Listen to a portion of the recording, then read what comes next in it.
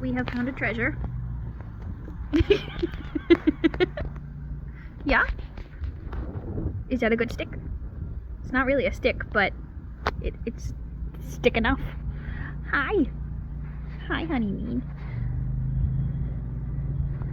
Hi.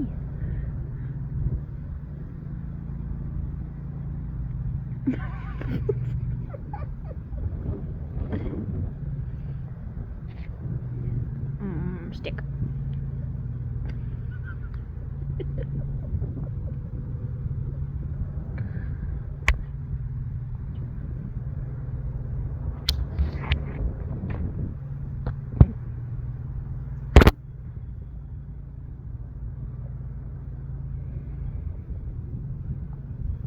What you doing? Should we go play? Do you want me to toss the stick? Can I have the stick? Oh, yeah, okay. Let's go. Stick. Yeah. Yeah! Is that what you were looking for?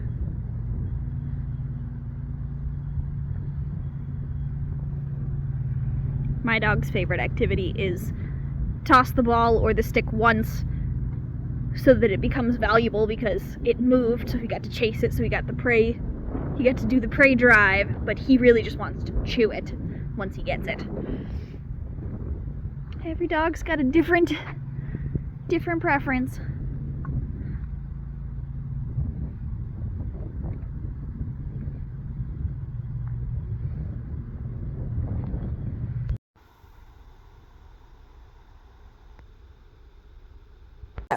Today while we work, I wanted to talk about generalization. So first things first. Yes, look how good she's doing that. I want to make sure that we've got multiple methods of communicating things to her. Break. Good girl. I can use the leash to guide her into any command I want. Yes. As well as her hand signals and her verbals. You can also use the leash to guide her and tell her what you want, because that's all a command is it's telling her what we want from her in a particular moment. So notice how we've been working on the verbal, but I didn't actually have to use it. She's just staying there. What a good girly. Break. Good girl. Good job, mamas. And we've been working on her heel. We're not introducing the word just yet. This is the turn I was talking about that's a little, yes, there we go. We're just taking it nice and slow. We also have to work on her wanting to go to the place cot at the end, which is actually a fun challenge. I actually like using that as a challenge of, hey, nope, I asked you to stay in this position. Yes, good girl. So we're gonna do the same thing over here. Good. Yes. Already just barely starting to introduce the tiniest little distraction of the place cot of, hey, no, we're staying right here. It's not even a distraction, it's teaching her an expectation. It's teaching her what we're expecting of her when I'm doing that particular thing. So in this case, her context for knowing that that's the specific thing that we're looking for is when she's on my left and right now while the leash is short. Meaning if she takes a step forward, she can automatically feel the leash pressure pulling her back a little bit. Very, very easily.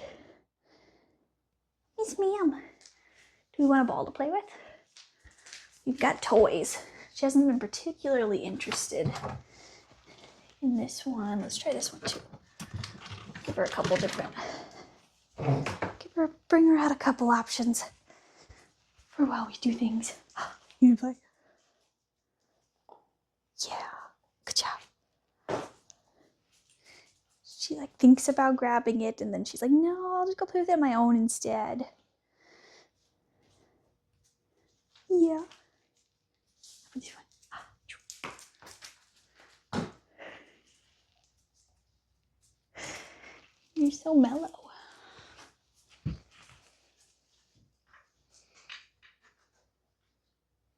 Oh, there we go. We like the rope ball. I haven't brought that one out yet. That one's not usually dog's favorite, so it's not usually one I grab. I just grab 1 or 2 random ones every time I find something from the basket. What do you think, girl? Okay, so if you can't tell, I'm ADHD. I topic hop. But if ever there's one where you're like, hey, you didn't finish explaining that, I try to watch these back and make sure that I am and add extra little details at the bottom if you haven't noticed.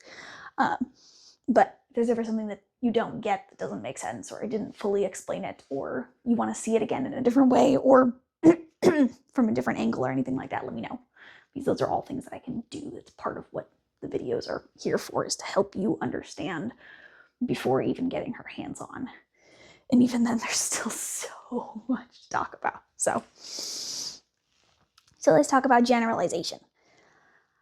Dogs see things in individual pictures. When we teach them to sit, at first they figure out, oh, when your hand moves over my head, that's when I should go into that position. Then you teach them how to add duration by, okay, great. If you get out of that, I'm going to correct you back and I'm going to put you here. But if you stay there, great. I'm going to keep rewarding you there. And then obviously we fade those rewards as we go and all that fun jazz. But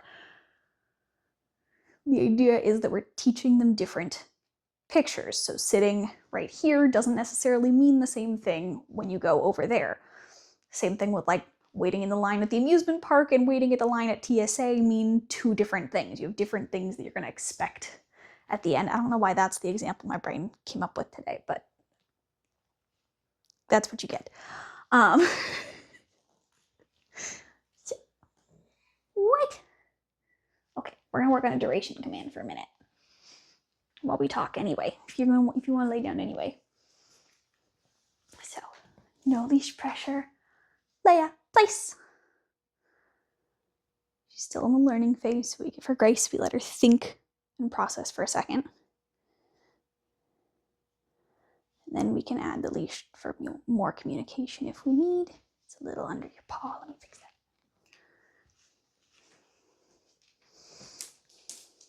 There we go. Good girl, yes. Now in the future, that also will not get rewarded, like I mentioned with the recall yesterday. But she's still figuring things out, so I would rather pay her for this, because I want her to keep wanting to do this. That's the whole point. We can't make them do anything, but we can make them want to do the things that we want them to do as well. Good girl. I know we haven't worked on a whole lot of duration yet. We've worked on walking across the room. We've worked on 20 seconds or so. Good. So when we generalize, it's all 5 senses. It's sight, sound, smells, textures, that all of these different variables all mean that she should do the exact same thing.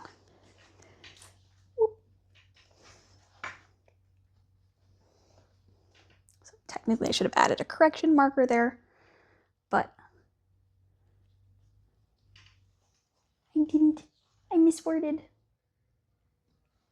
Awesome thing about dogs is you can make mistakes and they'll still figure things out. But she is right at the edge of her ability, so we're going to add a little pressure up to get her into a sit. Good. Break. And then release her, because that's about all she can handle at the moment. That's all right. So generalization is as many different possible versions of the same thing as you can to get them to understand the broader picture, so that each time you introduce something new, they still get the concept. So what we call it is proofing.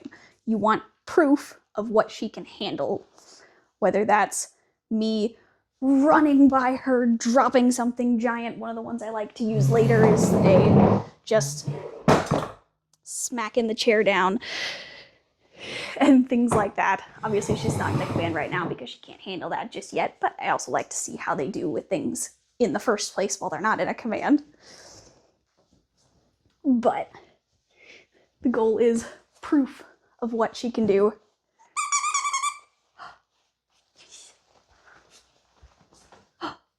Oh, she likes the squeakies.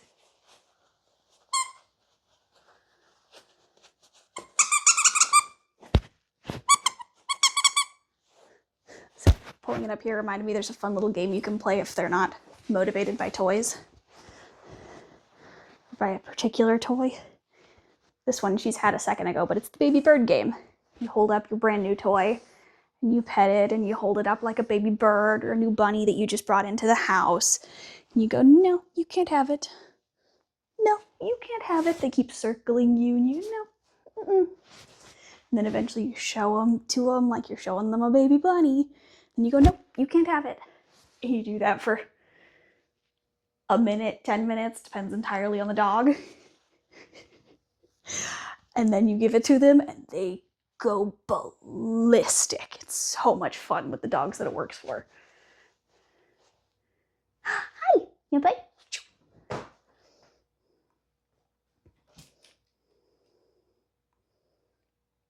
Get it. You being lazy again? Leia, come. Yes, she's getting really good at that. We practiced that one in our walk earlier. Just twice, because we don't want to overdo it. We don't want to make her, we don't want to ask her so many times that she doesn't want to do anything, because she's like, I've done that a million times. Every dog is different. So far right now, what's been working for her is just a couple at a time, take a break. A couple at a time, take a break. Focusing on really good, solid reps of exactly what we need to focus on. The other thing I'm hoping for is I'm hoping to introduce her to my dogs, or at least one of them, tomorrow, because she's been doing absolutely fantastic passing them. She's barely even, like, she's like, oh, hey, you're interesting. And then I go, hey, let's go this way. And she goes, okay, sounds good. She's very nonchalant around them, and it's very healthy. That's exactly what we want. You don't want a dog that goes, hey, oh my God, I need to see you. Oh my God, oh my God, oh my God. This is the best day of my life. Oh my God, I can see another dog. Whoa. Because we don't want that out of kids. Same, I always go back to it. Everything relates to kids, where if you don't want your kid running across the street going, hi, friend, we don't want our dogs doing that either.